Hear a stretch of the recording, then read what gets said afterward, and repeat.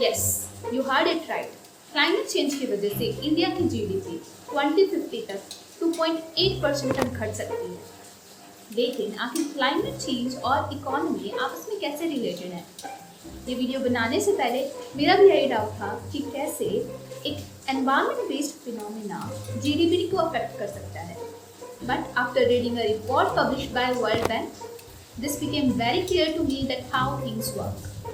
So don't worry, ये video आप लोगों को क्लाइमेट के इम्पैक्ट्स के बारे में डराने के लिए नहीं है, but this video is more about analysing how things work. So if you are interested in this topic, watch the video till the end, and like I did, you will surely get your answers till the end of this video. सबसे पहले देखते हैं कि climate change यानी वातावरण में परिवर्तन के कारण इंडिया में एवरेज कितना टेम्परेचर राइज हो सकता है बाय 2050। सो IPCC की रिपोर्ट के मुताबिक अगर इंडिया में हम कुछ भी ऐसा नहीं करते हैं जो कि क्लाइमेट चेंज को कम करे, तो by the end of 2050 temperature 1.5 से 3 डिग्री बढ़ जाएगा। लेकिन यदि अगर प्रिवेंटिव मेजर्स लिए जाते हैं बाय आवर कंट्री, तो ये टेम्परेचर तब भी बढ़ेगा, लेकिन then the rise will be by 1 degree to 2 degree Celsius. यानी कहने का मतलब ये है कि प्रिवेंटिव मेजर्स लिए जाएं चाहे ना लिए जाएं, टेम्परेचर बढ़ना है। तो आखिर इस टेम्परेचर राइज से इफेक्ट क्या होने वाला है? क्या इसकी वजह से पूरे इंडिया में एक जैसे इफेक्ट दिखाई देंगे? ये जो टेम्परेचर राइज है वो पूरी इंडिया का एवरेज टेम्परेचर राइज है, जबकि अगर हम इंडिविजुअल स्टेट्स की बात करें तो वो टेम्परेचर अलग अलग जगह अलग अलग तरह से बढ़ने वाला है। तो इसकी वजह से होगा क्या, पूरे इंडिया में कुछ प्लेसेस ऐसे होंगे जहाँ हॉटस्पॉट्स बन जाएंगे। अब ये हॉटस्पॉट्स क्या हैं? हॉटस्पॉट्स एक्चुअली ऐसी लोकेशन हैं पूरी इंडिया में जहाँ की इस टेम्परेचर चेंज की वजह से सबसे ज़्यादा इफेक्ट होने वाला है। हाँ, पूरी कंट्री में सेम इफेक्ट नहीं होने वाला। In this map you can clearly see कि कौन सी जगहें सिवियर, मॉडरेट और माइल्ड हॉटस्पॉट्स के अंदर आती हैं। अगर हम बात करें सिर्फ सिवियर और मॉडरेटली अफेक्टेड हॉटस्पॉट्स के बारे में, तो लगभग 600 मिलियन लोग यहाँ रहते हैं और यही लोग क्लाइमेट चेंज के सबसे ज़्यादा इफेक्ट झेलेंगे। वर्ल्ड बैंक की एक रिपोर्ट के मुताबिक 2050 तक छत्तीसगढ़ और Madhya Pradesh are going to be the top 2 climate hotspot states, और इसीलिए ये सिविल हॉटस्पॉट्स के अंदर आती हैं। Also, 7 out of the 10 most affected hotspot districts will belong to Vidarbha region of Maharashtra. एक चीज़ यहाँ पे नोट करने की है कि वर्ल्ड बैंक की इस रिपोर्ट को सिर्फ टेम्परेचर और प्रेसिपिटेशन चेंजेस की वजह से जहाँ सबसे ज़्यादा इम्पैक्ट हो रहा है उस चीज़ को कंसिडर करके बनाया गया है। सी लेवल राइज की वजह से और ग्लेशियर मेल्ट की वजह से जिन स्टेट्स में अफेक्ट होगा उस चीज़ को इस रिपोर्ट में कंसिडर नहीं किया गया। इसीलिए अगर आप इस ग्राफ को देखेंगे तो आपको इंडिया के कोस्टल स्टेट्स और नॉर्थ स्टेट्स, जिनमें उत्तराखंड, हिमाचल प्रदेश ये स्टेट्स आती हैं, वहाँ पे डाटा मिसिंग मिलेगा। पर ये तो बात हुई कि कौन से स्टेट्स सबसे ज़्यादा अफेक्ट होंगे, लेकिन जीडीपी और इकोनॉमी से इसका क्या रिलेशन है?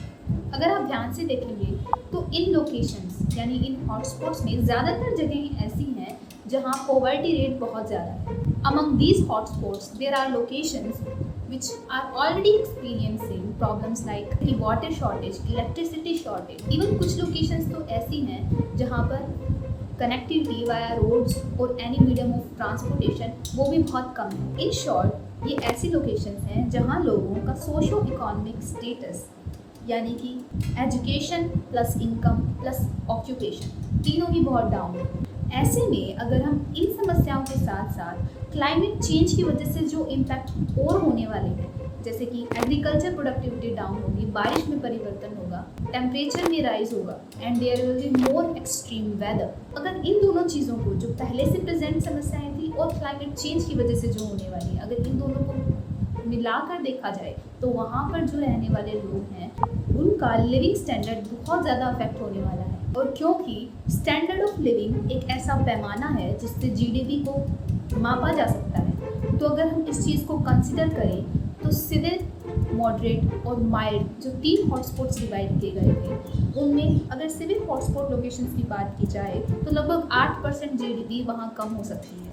मॉडरेट में 4 से 8% और माइल्ड में लगभग 4% तक जीडीपी कम हो सकती है। और इसीलिए अगर इन हॉटस्पॉट लोकेशंस की जीडीपी में जितनी गिरावट होगी।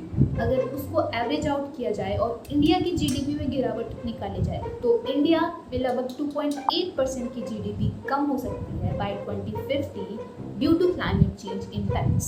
सो इसका सोल्यूशन क्या है? You will be surprised to know the solution. The solution is development, और more precisely I should say sustainable development. Solution ये है कि 2050 तक इन हॉटस्पॉट लोकेशंस में ऐसी लोकेशंस जहाँ पे सोशो इकोनॉमिक स्टेटस या कहें कि स्टैंडर्ड ऑफ लिविंग आने वाले कुछ सालों में उन लोकेशंस की डेवलपमेंट में ज़्यादा ध्यान दिया जाए, तो क्लाइमेट चेंज की वजह से जो एडिशनल इम्पैक्ट्स होने वाले हैं और जो स्टैंडर्ड ऑफ लिविंग डाउन जाने वाला है और जीडीपी अल्टीमेटली डाउन जाने वाली है, उसको प्रिवेंट किया जा सकता है। इस सारे डिस्कशन से एक इंटरेस्टिंग चीज़ और निकल के आती है कि कैसे क्लाइमेट चेंज और पॉवर्टी आपस में रिलेटेड है। अगर इन हॉटस्पॉट लोकेशंस में जहाँ पॉवर्टी रेट काफ़ी ज़्यादा है वहाँ पर डेवलपमेंट में ध्यान दिया जाता है तो क्लाइमेट चेंज के इफेक्ट्स तो कम होंगे ही, लेकिन यहाँ से जो सिटीज़ की तरफ पहले माइग्रेशन हो रहा था लोगों का वो भी बहुत कम हो जाएगा, क्योंकि जो रिसोर्सेज उन लोगों को सिटी में जाके मिल रहे थे वही रिसोर्सेज और अपॉर्चुनिटीज़ उनको उसी जगह पे मिल सकती हैं जहाँ वो रह रहे हैं। So this can also solve the problem of migration. So in the end जो मैं आपको बताना चाहती थी, I hope that is clear to you that how climate change, GDP and one more term, poverty are closely related.